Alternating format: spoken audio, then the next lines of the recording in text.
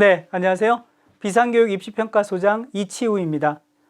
어려운 환경 속에서도 수험생 여러분 그리고 부모님들 수능시험 치르느라 고생 많으셨습니다. 이제 2021학년도 수능시험을 토대로 해서 남아있는 수시와 정시 모집의 합격 전략을 좀 잘 세우고 마지막 마무리를 좀 해야 할 텐데요. 오늘 이 시간에는 2021학년도 수능시험에 대해서 좀 분석을 해보고요. 수시와 정시 모집에서 합격 전략을 어떻게 세워야 할지에 대해서 본격적으로 좀 알아보는 시간을 갖도록 하겠습니다. 자, 먼저요. 수능 가채점 분석에 대해서 알아보겠습니다. 지난 2021학년도 수능 시험은요, 참 우여곡절 끝에 치러졌는데, 이 수능 시험의 난이도랄까요? 그리고 이 수능 시험을 어떻게 활용해야 될지에 대해서 여러 선생님들과 또 막상 수험생들과 또 부모님들께서도 좀 많이 헷갈려 하시는 부분들도 있는 것 같아요. 근데 지금 사실은 치러진 시험이 현재로는 가채점 상황에서 저희가 거둔 자료들을 토대로 해서 만들어졌기 때문에 실제로는 12월 23일 날 수능 성적이 나온 뒤에라야 좀 우리 학생들이 제대로 좀 성적을 활용할 수 있을 것 같은데요. 근데 하지만 금년에는 이 코로나19 상황 때문에 수능 시험 성적 발표 이후에 정시 지원까지의 시간들이 예년에 비해서 상당히 좀 촉박합니다. 그래서 남아있는 수능 성적 발표의 기전까지 남아있는 시간 동안에는 우리가 대학별로 입시 요강이라든지 아니면 입시 결과를 토대로 해서 목표 대학의 가능성들을 조금 더 미리 좀 탐색을 해보고 좀 지원을 준비를 하는 그런 시간들을 좀 갖는 게 매우 중요하다고 보여지고요. 그래서 먼저 지금 첫 번째 시간에는 수능 가채점 분석으로 내용들을 좀 알아보겠습니다. 먼저 지난 수능 시험에서 우리가 난이도에 대해서 상당히 좀 갑론을박하거나 좀 난해한 경우가 좀 많이 있는 것 같아요. 왜냐하면 당일날 우리 학생들이 치렀던 수능 체감 난이도는 상당히 어려웠던 것 같아요. 근데 그 이전에 문제질, 단순히 이제 문제 분석을 통해서 입시 전문가 선생님, 과목별 전문가 선생님이나 또는 입시와 관련되는 분들이 예상하기로는 문제는 그렇게 어렵지 않게 출제가 되어 있는데 우리 학생들이 느끼는 체감 난이도 그리고 입시 결과 자체는 상당히 좀 어려웠던 것으로 보여집니다. 그래서 지난해 2020학년도 수능하고 좀 비교를 해보면요. 국어와 수학과 영어 이렇게 세 개 영역 비교를 해보면 대부분 좀 어렵거나 좀 비슷한 난이도였던 것 같아요. 지금 이제 우리 학생들이 코로나19 상황에서 수능 시험에 대한 준비가 좀 잘 안 됐기 때문에 대체로 쉽게 출제하자라는 취지가 좀 있었고 그렇게 출제가 된 것 같은데 하지만 절대적으로 우리 학생들이 수능을 준비하는 학습 준비는 좀 많이 부족했던 것 같아요. 그게 자의반 타의반 읽기는 할 텐데 그래서 전체적으로 수능은 상당히 좀 어렵게 치러지면서 성적 결과 자체도 예년에 비해서는 조금 더 낮은 것 같습니다. 그래서 1등급 컷을 좀 예상을 했는데 이 1등급 컷이 지금 여기 보시는 것처럼요. 국어는 87에서 89 또는 수학 가형은 88에서 92점, 수학 나형은 88에서 92점, 그리고 영어는 1등급자 비율이 대략 8% 전후 정도 될 거라고 지금 예상을 하는데 이 예상치들이 이렇게 레인지 범위를 준 것은요 실제 결과에 따라서 조금 편차가 있을 것으로 예상이 좀 된다 이렇게 좀 봐주시면 될 것 같고요. 전체적으로는 시험은 그렇게 난이도가 어렵지 않았으나 학생들이 체감하거나 또는 실제 결과는 상당히 어려운 시험이었다 이렇게 보면 좋을 것 같습니다. 자, 우리가 이제 가채점을 가지고 실제 결과를 좀 예측을 해봐야 되는데요. 말씀드렸던 대로 평균 비교를 한번 해볼 수 있어요. 보시는 것처럼 지난해 수능에서는 국어가 평균 59.6이었죠. 그래서 60점 정도였는데 이번 시험에서는 54점입니다. 그러니까 평균 한 6점 정도가 어려운 시험이었다. 3점짜리 두 문항 정도가 더 틀린 문항이었다든지 이렇게 보시면 될 것 같고요. 수학, 가 역시 대략 보면은 지난해 평균에 비해서 금년의 평균이 한 4점 정도, 5점 정도 떨어진 겁니다. 그러니까 4점짜리 한 문항 정도를 대부분의 수험생들이 더 틀렸다 이렇게 보시면 되겠고요. 지금 이제 수학 나형도 문제는 조금 쉬웠다 그리고 학생들이 쉽게 풀었다 결과도 괜찮다 이렇게 현재까지는 좀 보여지는데 실제 결과에서는 어떻게 나올지는 모르겠습니다만은 좀 비슷하다 정도도 있습니다만 문제 자체 난이도라든지 학생들이 현재까지 받은 결과를 놓고 보면 수학 나형만 국어나 수학 가형에 비해서는 상대적으로 조금 많이 쉬웠던 것으로 또 지난해 수능에 비해서도 쉬웠던 것으로 결과적으로 나타났고요. 영어도 지난해 수능보다는 조금 쉽게 출제가 되어서 지난해 이제 1등급자가 비율이 7.43%였는데 그보다 조금 더 높지 않을까 이렇게 예상은 하고 있습니다. 근데 여기서 보시는 것처럼요. 뒤에서도 한번 말씀을 할 텐데 실제로 우리 학생들이 받는 성적은 뭐 원점수와 상관없이 표준점수, 백분위, 등급 이렇게 세 개의 성적을 받잖아요. 그렇다 보니까 우리 학생들이 받은 성적 중에서 가장 중요한 게 표준점수예요. 우선적으로. 이 표준점수가 이제 특히 이제 1등급에서 만점까지, 100점 만점까지 표준점수가 국어, 수학, 이 상대평가에서 나오는 국어, 수학 영역에서 1등급의 표준점수와 만점 받았을 때 표준점수 차이가 어느 정도일까가 상당히 중요한데요.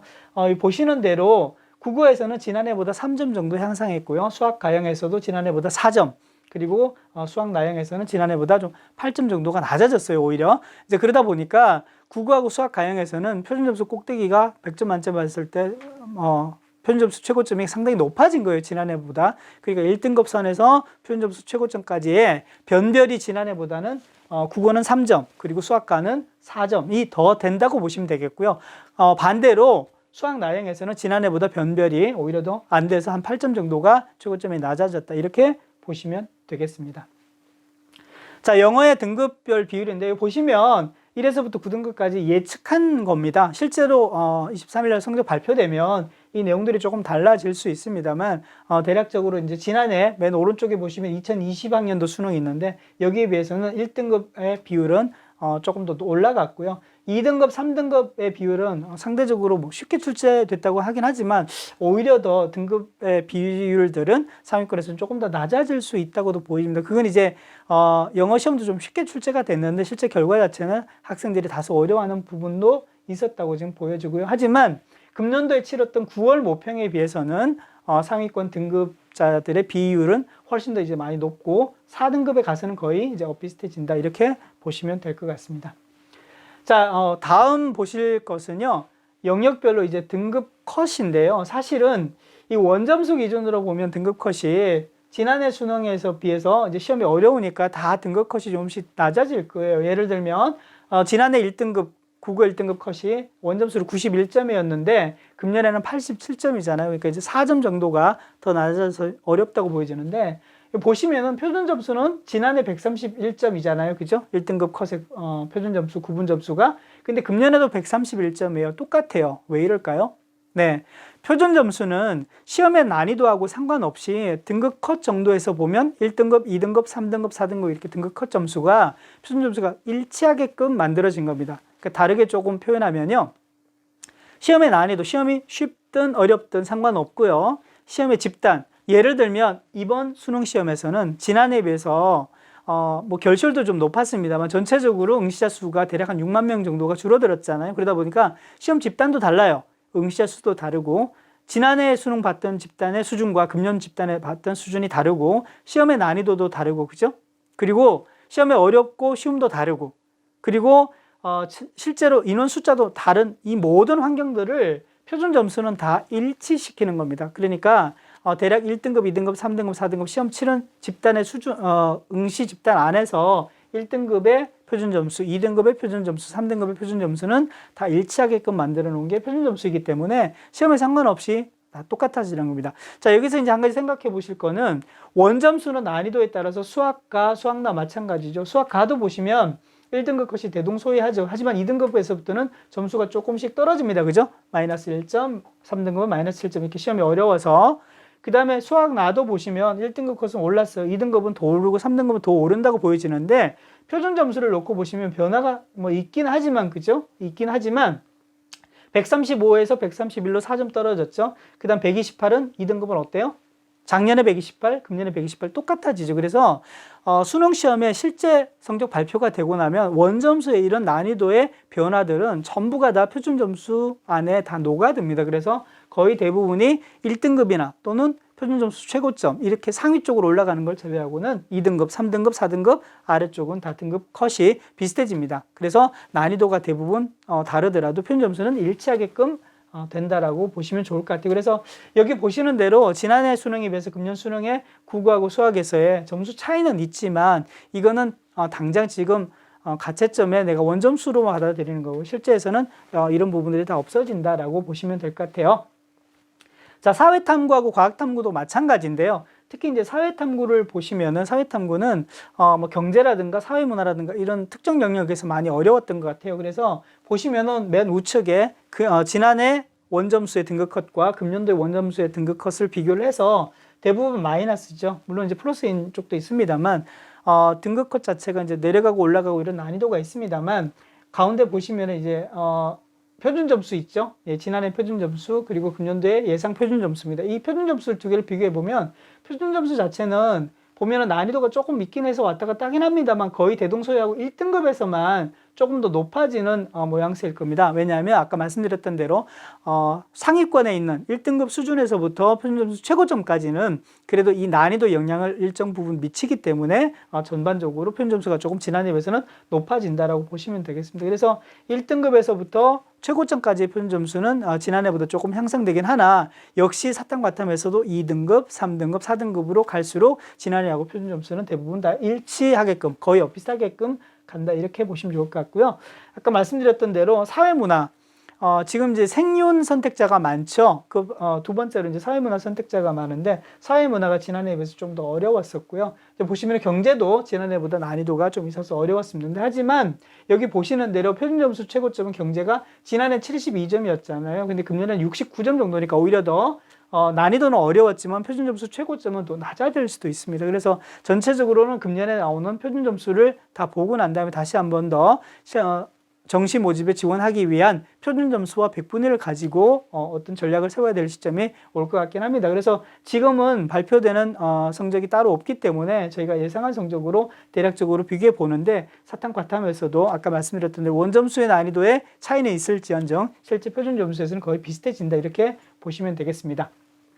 자, 과탐으로 물화생기인데요. 과학탐구에서는 보시면 원점수에서도 보면 물리를 빼고 화학, 생물, 지구, 물리도 일부 이제 하위 등급 쪽에서는 포함이 됩니다만 전체적으로 난이도가 좀 있어서 시험이 어려웠습니다. 특히 이제 생명과학이 상당히 좀 어려웠던 것 같아요. 그래서 말씀드렸던 대로 원점수의 등급 컷은 지난해 수능과 금년 수능의 차이가 좀 있습니다만 표준 점수로 오게 되면은 여기 보시는 대로 오히려 생명과학은 지난해보다 표준 점수가 좀 더 낮아지는 상황도 벌어지죠. 그래서 지금 이런 패턴들은 아까 말씀드렸던 대로 실제 표백에 나와서 등급 컷의 점수를 뽑아봐야만 알 수 있는데 전체적으로 표준 점수는 아까 말씀드렸던 대로 등급 점수는 거의 비슷하게 일치해 간다 이렇게 보시면 좋을 것 같고요.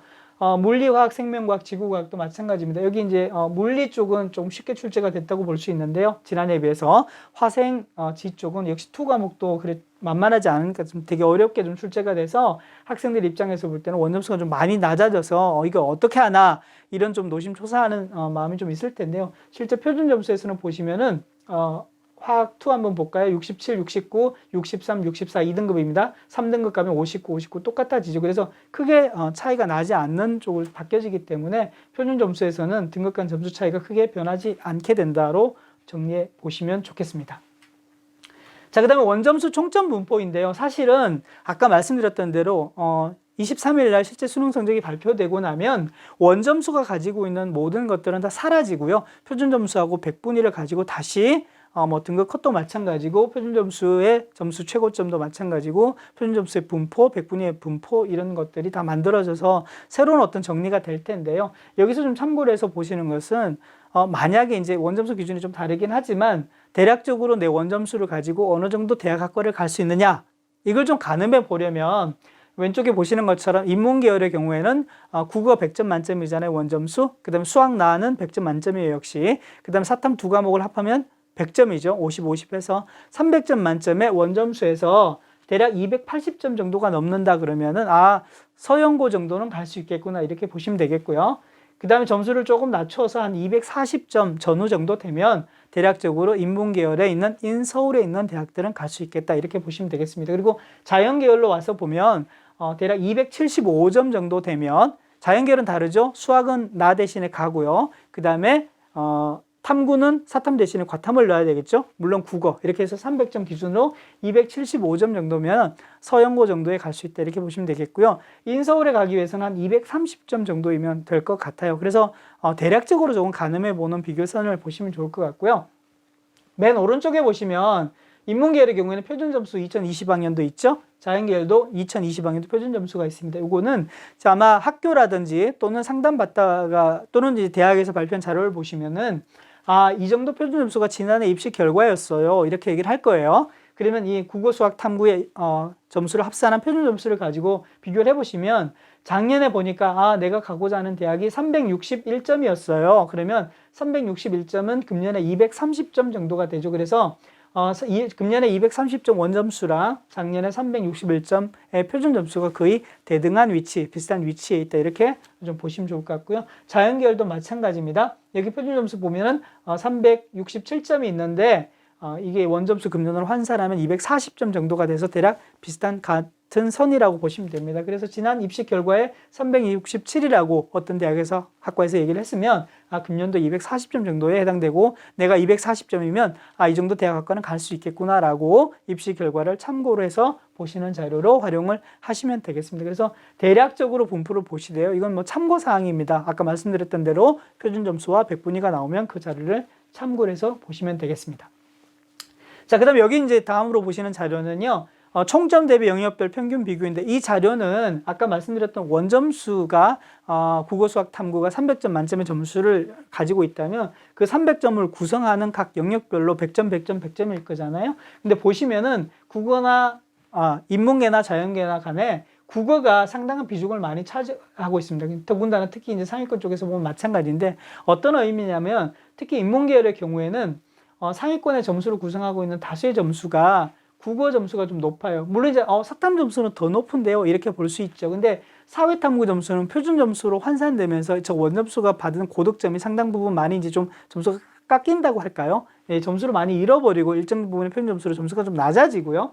반대로 저 국어하고 수학 나오는 표준 점수로 바뀌어지면서부터 일정 부분의 점수가 향상하는 표준 점수로 변환되면서 조금 더 높아지는 그런 상황을 좀 보일 수 있습니다. 그래서 이제 거꾸로 생각하시면 돼요. 원점수에서는. 자, 국어는 상위권에서 보면 95.4, 96.3, 98.3 이렇게 290점이잖아요. 그러면 상대적으로 보면 사회탐구가 가장 높을 것 같잖아요. 근데 반대로 보면 상위권에서는 국어 또는 수학 이 부분이 표준 점수에서는 상당 부분 더 좀 변별을 가지고 영향력을 좀 미친다고 보시면 되겠고요.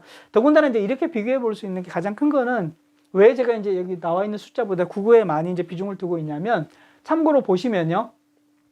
280점, 260점 두 개 인문계를 보면 두 개 20점 차이잖아요. 280, 260. 근데 이제 국어에서 보면 92.8하고 82.3이잖아요. 국어에서만 한 개 영역에서 10점 차이가 나는 거죠. 그러니까 국어가 얼마만큼 변별력을 가지고 있느냐가 보여지죠. 단적으로. 이해되시죠? 그러면 결국엔 저게 표준 점수로 환산되게 되면 국어는 원점수에서 나타나던 변별이 상당히 좀 많이 좁혀지긴 하나 여전히 국어에서의 변별력이 좀 크게 나타난다고 보시면 되겠습니다. 그래서 국어 성적에서 편차가 큰 게 표준 점수에서 그대로 반영이 좀 된다라고 보시면 되겠고요. 국어 수학과의 영어 과탐에서도 보면 국어의 변별력이 상당 부분, 물론 이제 인문처럼 그렇게 높지는 않습니다만 상당 부분이 수학이나 또는 과탐에 비해서는 변별을 좀 가지고 있는 거죠.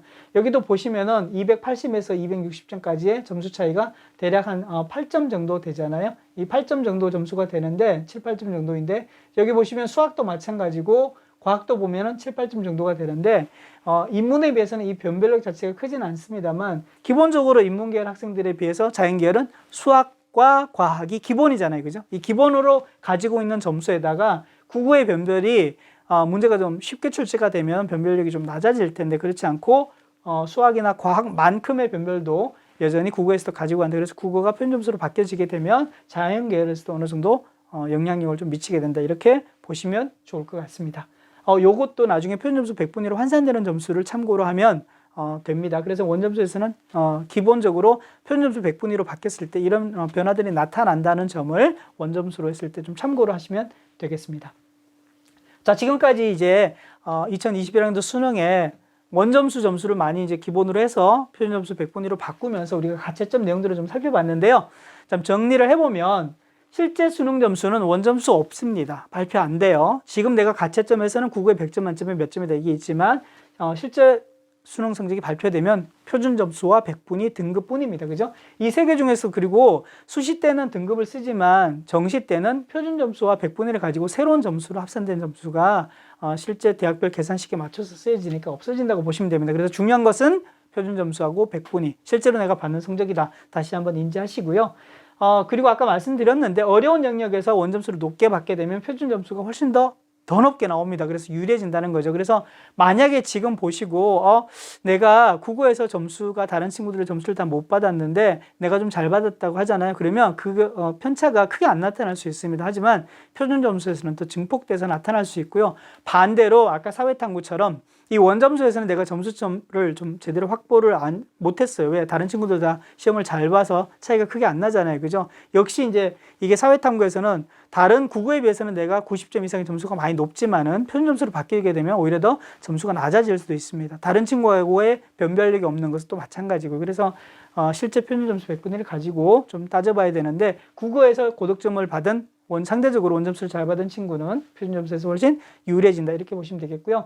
그 다음에 아까 말씀드렸던 대로 모든 것은 12월 23일 날 수능 성적이 발표된 후에 표준 점수와 100분의 1을 가지고 다시 총점 분포라든지 배치 점수가 산정된 점수를 기준으로 해서 좀 살펴봐야 된다. 이렇게 볼 수 있습니다.